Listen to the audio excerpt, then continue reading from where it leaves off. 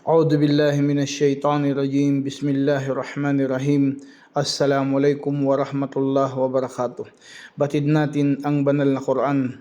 Ito ay salita ng Allah subhanahu wa ta'ala. Salita ng Allah subhanahu wa ta'ala na ibinaba ni Anghel Gabriel sa Propeta Muhammad sallallahu alaihi wasallam. Na ating itong maunawaan ang banal na Quran o salita ng Allah sa pamagitan ng Propeta Muhammad.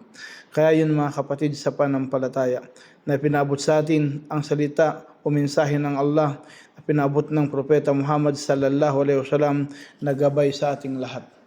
Ng banal na Quran ay meron dito na tinatawag na Suratul A'la o ang kataas-taasan.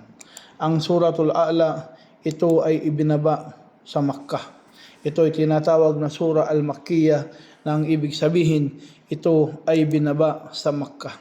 Nireveal sa Makkah sa lungsod na dakila, sa lungsod na dalisay, na ito ang lugar kung saan tinatawag sa atin na Mahbatul Wahi, ang Makkatul Mukarramah.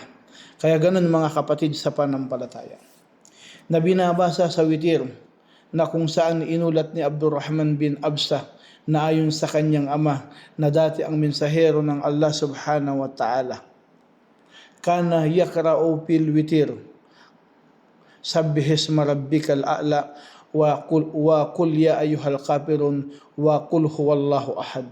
Na ibig sabihin na inulat ni Abdul Rahman bin Absa na ayon sa kanyang ama na dati ang mensahero ng Allah subhanahu wa ta'ala ay nagbabasa sa witir ng sabbihisma rabbikal a'la. Luwalhatiin ang pangalan ng iyong Panginoon na kataas-taasan at sabihin mo ang mga yaong mapagtakwil. Binabasa niya yung qul ya ayyuhal kafirun, ang mga yaong sabihin mo ang mga yaong mapagtakwil, at binabasa din niya sabihin mo siya si Allah ang nag-iisa. Isinalaysay ni Nisai at itinama ni Albani ang Suratul Ikhlas o tinatawag na Qul Huwallahu Ahad. Kaya mga kapatid sa panampalataya, mga kataga ng Allah, mga salita ng Allah na pinaabot sa atin na ating pagpanuntunan ng ating buhay, na dito papasok ang ating panampalataya, na ito ang ating paniniwala, na kung saan dito ang banal na Quran, dito ang ating pananampalataya, na itutuon natin, iaayon natin ang pananalig sa Allah subhanahu wa ta'ala. Ang kasapatan sa sala sa pagbabasa ay mainam, at kung pahabain ay mas mahaganda. Kaya mga kapatid sa pananampalataya, na sinabi ng Allah sa banal na Quran, sabbihisma rabbikal a'la, luwalhatiin mo ang pangalan ng iyong Panginoon ang kataas-taasan. Na ibig sabihin na pumuri tayo, dakilain natin ang dakilang tagapaglikha, ang Allah subhanahu wa ta'ala na nag-iisa. At gayon din mga kapatid, kung tayo ay nakaruku at sujud na inulat ni Uqba bin Amir radiyallahu anhu, kala lamma nazalat pasabbihisma rabbikal adim, kala Rasul sallallahu alaihi wasallam ij'aluha fi ruku'ikum, falamma nazalat sabbihisma rabbikal a'la kala ij'aluha fi sujudikum. Na sinabi ng propeta sallallahu alaihi wasallam na inulat ni Uqba bin Amir radiyallahu anhu nang bumaba ang luwalhatiin mo ang pangalan ng iyong Panginoon na dakila. Sinabi ng mensahero ng Allah subhanahu wa ta'ala, gawin ninyo iyan sa iyong mga ruko. Saka nang bumaba ang luwalhatiin mo ang pangalan ng iyong Panginoon na kataas-taasan, kanyang sinabi, gawin ninyo iyan sa inyong mga sujud. Isinalaysay ni Abu Dawud at ginawang mahina ni Albani. Kaya mga kapatid sa panampalataya, gabay sa ating ang banal na Quran, gabay sa ating pamuhay, gabay sa ating pagdarasal, gabay sa ating pananampalataya, na ibig sabihin na dito ang ating panghahawakan na maiwasto ang ating pananalig sa Allah subhanahu wa ta'ala. Kaya ang pagsabi ng subhanallah na inulat ni Musa bin Abu Aisa, na mayroong lalaki na nagdarasal sa taas ng kanyang bahay dati. At dati kapag binabasa niya ang hindi pa iba yan, sabi niya, alaysa dhalika bikadirin ala ayyuhyal mauta. Sinabi niya na kung saan pag binasa niya ang aya na ito, pag nababasa sa kanya, hindi pa ba yan na siya ang may kakayahan sa makapagbubuhay ng mga patay. Kanyang sinabi, kalwalhatian sa iyo, kaya opo, kaya't siya ay kanilang tinanong hingi rito, at sa kanyang sinabi, aking narinig Ito mula sa mensahero ng Allah sallallahu alaihi wasallam, isinalaysay ni Abu Dawud at itinama ni Albani. Kadakilaan, kataas-taasan ang Allah subhanahu wa ta'ala na nagpapatunay na walang duda at na tayo ay bubuhayin sa araw ng paghuhukom, na tayo ay haharap sa Allah subhanahu wa ta'ala, na siya ang may kakayahan na makapagbuhay ng mga patay, na tayo haharap na kung saan sa dakilang tagapaglikha. Kaya ganun mga kapatid sa panampalataya, na ang kakayahan ng Allah subhanahu wa ta'ala ay napakadakila, napakatindi at hindi ito matatawaran. Na hinilimbawa ang pagkakalikha sa sangkatauhan, pagkalikha sa tao. Kaya kung sinabi ng Allah sa banal na Quran, alladhi khalaqa fasawwa, sinabi ng Allah ang mga yaong ang yaong lumikha at saka naghubog. Kaya ito mga kapatid sa panampalataya, kung ating pag-iisipan, kung tayo nilikha ng Allah mula sa wala at tayo ay hinubog ng Allah subhanahu wa ta'ala, nagkaroon tayo ng mga pakiramdam, nagkaroon tayo ng puso at lahat ng ito, mata, pandinig, lahat ng ating tinatamasa ngayon, na ito ay walang duda na kung saan dahil sa kadakilaan ng Allah subhanahu wa ta'ala. Ito ay patunay ng kakayahan ng Allah subhanahu wa ta'ala ay hindi matatawaran. Kaya ganun nga mga kapatid sa panampalataya, na isa rin sa biyaya ng Allah sa atin na hindi niya tayo pinabayaan sa gabay, na sinabi ng Allah sa banal na Quran, alladhi qaddara fahada, at yaong nagtalaga at saka naggabay. Gabay ng Allah subhanahu wa ta'ala, na kung saan ikaw ay ginabayan, nanampalataya sa Allah subhanahu wa ta'ala, na ikaw ay nagpapatira pa sa Allah subhanahu wa ta'ala, na ikaw ay nananalig sa Allah, na ikaw ay sumasamba sa Allah subhanahu wa ta'ala, na kung saan ikaw ay hindi naligaw at inyatang sa iyo ng Allah subhanahu wa ta'ala ang gabay. Ito ang relihiyong Islam, itinuro sa iyo na tuntunin mo ang tunay na pananampalataya, na kung saan ito'y biyaya ng Allah subhanahu wa ta'ala, na ikaw ay sumusuong sa mundong ito, na tinutuntun mo at sinusunod mo ang mga pamaraan, kagustuhan, kaluguran ng Allah subhanahu wa ta'ala. Yan ay isang malinaw na napakalaking biyaya sa atin, dahil tayo ay mananagot sa ating pinili, na kung saan biyaya sa atin ng Allah na pinili natin ang gabay ng Allah subhanahu wa ta'ala at magampanan natin ang mga inyatang sa atin ng Allah subhanahu wa ta'ala na mga obligasyon na pagsamba sa Allah subhanahu wa ta'ala. Magampanan natin kung ano ang dahilan kung bakit tayo nilikha ng Allah subhanahu wa ta'ala. At gayon din mga kapatid sa panampalataya, pagkalikha ng Allah subhanahu wa ta'ala, pagkalikha sa lahat ng Allah subhanahu wa ta'ala na kanyang binanggit sa banal na Quran ang mga nangyayari, na kung saan mga patunay na ating nasasaksihan, katulad ng pagsabi ng Allah sa banal na Quran, walladhi akhrajal mar'a faja'alahu gutha'an ahwa. Sinabi ng Allah sa Quran, at yaong nagpalabas ng mga pastulan at saka ginawa itong maitim na dayami. Kaya ito mga kapatid sa panampalataya, na hindi ito mapapabulaanan ng lahat ng mga tao, na kung saan binanggit mismo ng Allah subhanahu wa ta'ala sa banal na Quran, at ito'y walang duda na nangyayari at atin itong nasasaksihan. Kaya mga kapatid sa panampalatayang Islam, mga tinuran ng Allah subhanahu wa ta'ala sa banal na Quran na pinaabot sa atin ng Propeta Muhammad sallallahu alaihi wasallam, mga pangako ng Allah subhanahu wa ta'ala. At sinabi ng Allah sa banal na Quran, sanukri'uka palatan, sa ipapabasa namin sa iyo ito upang hindi mo malimutan. Hindi malimutan ng isang alipin ng Allah subhanahu wa ta'ala na dahilan para siya lalong yumabong ang kanyang pananampalataya, lalong lumakas ang kanyang pananalig, lalong lumakas ang kanyang iman, at walang mawala ang pagdududa na kung saan dadakilain ng isang alipin ang tunay na dakilang tagapaglikha, walang iba, ang tanging nag-iisang Diyos na Allah subhanahu wa ta'ala. Kaya yun mga kapatid sa panampalataya, biyaya ng Allah subhanahu wa ta'ala. Kaya makita natin sa mga katangian ng tao na kung saan nakakalimot tayo. Ngunit ganun din ang Propeta Muhammad sallallahu alaihi wasallam, siya rin ay nakakalimot ang Propeta Muhammad sallallahu alaihi wasallam. Kaya mga kapatid sa panampalataya, na sinabi ng Allah sa banal na Quran, illa ma sya Allah, innahu ya'lamul jahra wa ma yakhfa.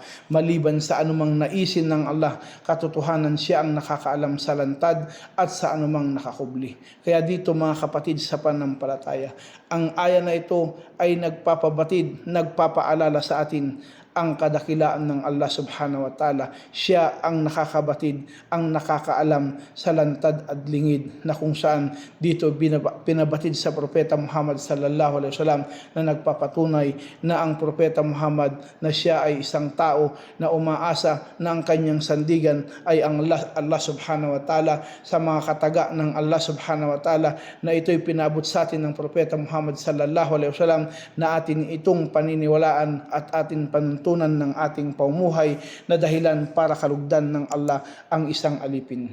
Kahit hindi marunong magbasa ang Propeta sallallahu alaihi wasallam, ngunit narinig niya si Anghel Jibril na binabasa sa kanya, at sa kanya itong naisa sa ulo at hindi nalilimutan. Kaya mga kapatid sa pananampalatayang Islam, ang Propeta Muhammad sallallahu alaihi wasallam ay nakalimot. Nalilimutan ng Propeta sallallahu alaihi wasallam, pero marami na ang nagsasaulo ng banal na Quran. Kaya inulat ni Aisha radhiyallahu anha na narinig ng Propeta sallallahu alaihi wasallam ang isang lalaki na nagbabasa sa masjid, kaya kanyang sinabi, kaawan-nawa siya ng Allah, sadyang pinapaalala niya ako ng ganong talata mula sa ganitong kabanata. Isinalaysay ni Bukhari. Kaya makita natin mga kapatid sa pananampalataya, banal na Quran kung ating binabasa, nagpapaalala sa atin sa kadakilaan ng Allah, nagpapaalala sa atin na merong kabilang buhay, na nagpapaalala sa atin na merong hangganan, nagpapaalala sa atin na sumamba sa Allah subhanahu wa ta'ala, nagpapaalala sa atin na para mailayo tayo sa kaparusahan ng Allah subhanahu wa ta'ala. Inulat ni Aisha radhiyallahu anha, an Aisha radhiyallahu anha qalat sami'a an-nabi sallallahu alaihi wasallam rajulan yaqra'u fil masjid faqala yarhamuhullah, qala adkarani kada wa kada ayatan min surati kada. Kaya mga kapatid, sinabi ng propeta, nang narinig niya ang lalaki na nagbabasa ng Quran sa loob ng masjid, kanyang sinabi, kaawaan nawa siya ng Allah, at sadyang pinaalala niya sa akin ang ganitong talata at ganitong kabanata. Isinalaysay ni Bukhari. Kaya walang duda na ang banal na Quran ay paalala sa atin, paalala sa sangkatauhan, paalala na merong dakilang tagapaglikha, paalala na meron tayong dapat sambahin, paalala na meron tayong dapat sundin, paalala na meron tayong hindi dapat sawayin. Kaya mga kapatid sa pananampalataya, ito ang Allah subhanahu wa ta'ala. Siya ang lumikha sa atin, na siya ang ating dadakilain. Kaya mga kapatid sa pananampalatayang Islam, likas sa tao ang pagkalimot. Katangian ng tao na siya ay nakakalimot. Katangian ng tao na siya ay hindi perpekto. Kaya sinabi ni Abdullah na nagdasal ang propeta sallallahu alaihi wasallam, at sinabi ni Ibrahim sa salaysay, hindi ko alam kung dinagdagan niya o kinulangan. Sa kanang nasa taslim, meron nagsabi sa kanya, o mensahero ng Allah, binago ba ang sala? Kanyang sinabi, ano yun? Kanilang sinabi, ganito lamang ang iyong dinasal. Kaya't binaluktot niya ang kanyang mga paa at humarap sa kibla at nagpatira pa ng 2 sujud, at pagkatapos ay nagsagawa ng taslim. Saka nang humarap siya sa amin gamit ang kanyang mukha, kanyang sinabi, katotohanan, kung merong binago sa sala ay talagang paumanhin ko kayo rito. Ngunit ako ay tao lamang na tulad ninyo na nakakalimot, kaya sa pagkalimot ninyo, kaya kapag ako'y nakalimot, kung gayon ay paalalahanan ninyo ako, at kapag nagduda ang isa sa inyo sa kanyang sala, kung gayon ay hanapin kung ano ang wasto, at saka tapusin ito, at pagkatapos magsagawa ng taslim, at pagkatapos ay magpatira pa ng 2 sujud. Isinalaysay ni Bukhari na dito pinabatid ng propeta ang sujudus sahaw, at pinabatid ng propeta na ang katangian natin na tayo ay nakakalimot. Ngunit sa pagkalimot natin ay tayo ay maiwawasto natin ito sa mga kapamaraan ng tinuran ng propeta Muhammad sallallahu alaihi wasallam. Sa mga pagkalimot sa ating mga kakulangan, may turo ang propeta Muhammad sallallahu alaihi wasallam kung paano natin ito pupunuan.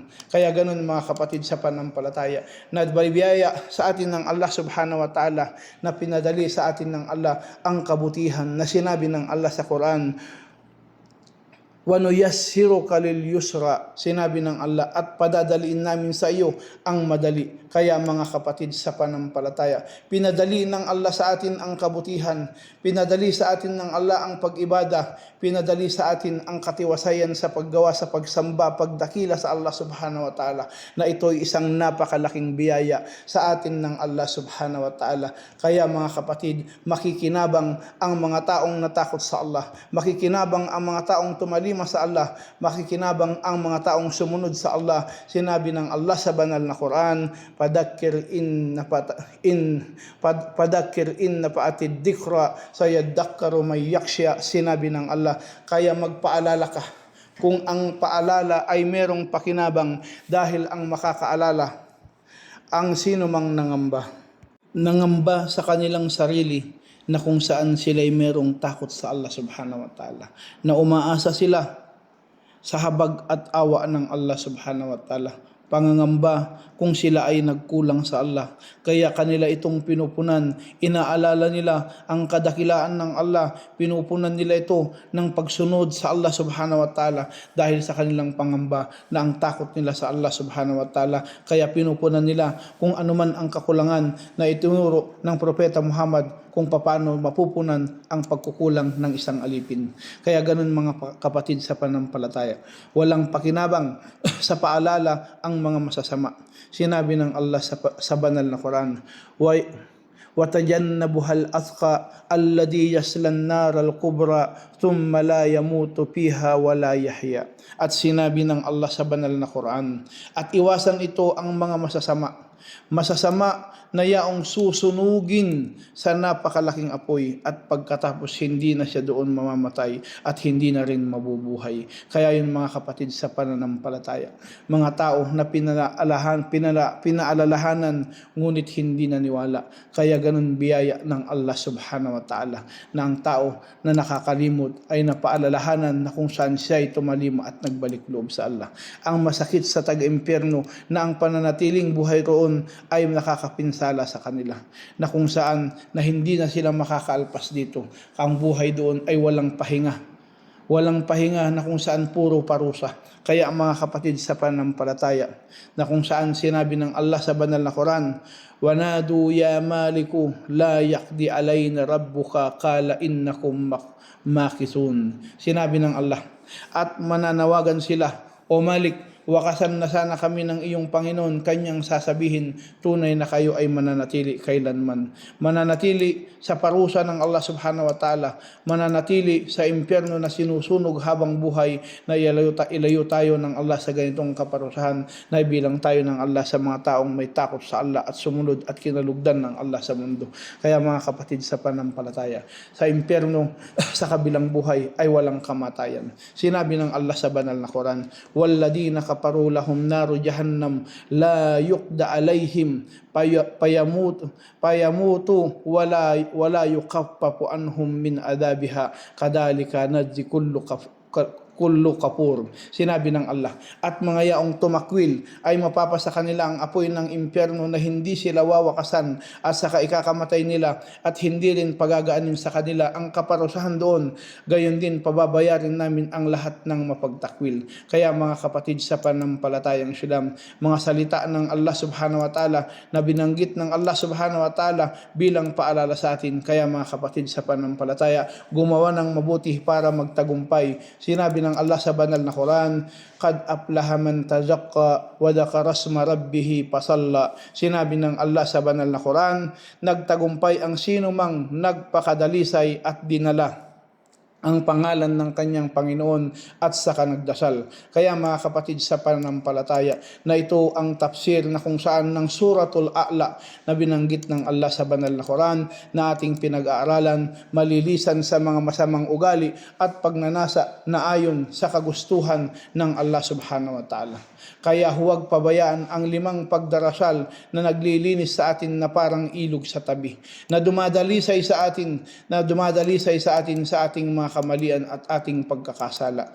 Mga kapatid sa pananampalataya, mainam ang paraiso ng Allah subhanahu wa ta'ala. Mainam ang paraiso ni Allah. Sinabi ng Allah sa banal na Quran, bal tu'thiruna al-hayata ad-dunya wal akhiratu khairu wa abqa. Sinabi ng Allah, bagkus mas pinili ninyo ang buhay sa mundo habang ang kabilang buhay ay mas mainam at mananatili. Mga kapatid sa pananampalataya, kung pipiliin natin ang mundong ito dahil sa palamutin nito, sa mga kababaihan, sa mga makakain at sa mga kiinumin, at napabayaan natin ang kabilang buhay, ay mapapahamak ka lamang. Kaya mga kapatid sa pananampalataya, kapahamakan ang magiging resulta ng mga taong sumuway sa Allah subhanahu wa ta'ala, mga taong binawaliwala ang kautusan ng Allah subhanahu wa ta'ala, nakasulat ng paraiso at impyerno. Sinabi ng Allah sa Quran, inna hada lafi suhufil ula suhufi Ibrahim wa Musa. Sinabi ng Allah, katotohanan na ito ay talagang nasa loob ng mga naunang kasulatan, sa mga kasulatan ni na Ibrahim at Musa. Kaya mga kapatid sa pananampalataya, ang paraiso at impyerno ay nabanggit na rin sa mga naunang kasulatan. Kaya mga kapatid sa pananampalataya, walang binago ang mga naunang kasulatan at hindi nagkokontrahan. Kaya mga kapatid, pagsikapan natin ang kabilang buhay, magpakupkup tayo sa Allah, matakot tayo sa Allah, tumalima tayo sa Allah, para kalugdan tayo ng Allah subhanahu wa ta'ala, patawarin tayo ng Allah subhanahu wa ta'ala, at kaawaan niya tayo, papasukin tayo sa pinakapataas na antas ng paraiso ng Allah subhanahu wa ta'ala, at insya Allah subhanahu wa ta'ala, kalugdan tayo ng Allah, patawarin tayo sa ating mga kasalanan. Assalamualaikum warahmatullahi wabarakatuh.